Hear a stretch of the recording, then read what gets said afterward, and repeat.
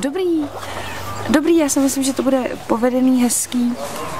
Samozřejmě se tady děly komplikace, což se ale myslím děje vždycky a všude, protože lidi jsou zvyklí házet dalším lidem klacky pod nohy. Ale myslím si, že to bude fajn, akorát jsme všichni unavený, ale myslím, že to prostě bude dobrý a že se to vyplatilo všechno.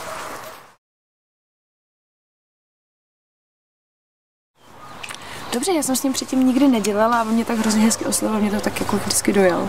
Že mě tak jako vlastně i tady všichni vykají, já se přijdu hrozně stará potom. No a hezký, já si myslím, že on je velký perfekcionista, což je myslím dobře a přesně ví, co chce. A nenechá se úplně svést cesty, což si nemyslím, že má mnoho lidí a že je to dobře.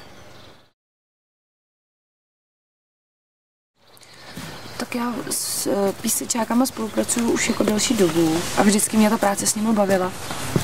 A tady to, tak já jsem hrála v představení od Terryho Pratchetta Stráži, tak jsem věděla, jako, protože mi Láďa říkal, jako, že je to na motivy jedné povídky, tak jsem jako tušila, co to bude za žánr a pak jsem si to přečetla a vlastně mě to zaujalo, že to bylo tak jako přirozeně jako napsané, že jsem myslela, že to nebude úplně jako problém to nějak jako dělat, že to nebylo nějak jako, že to bylo prostě hrozně dobře napsané. A těšila jsem se prostě, jak se tady potkám s lidma a že to bude fajn, takže.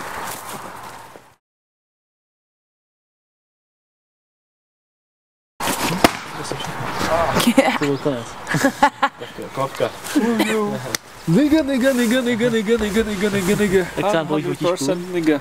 Co nám povíš hezkýho? Ne, já nic. Já jsem si chtěl jenom jakoby sednout k hračce, protože jakoby, Jak jsi byl slavný?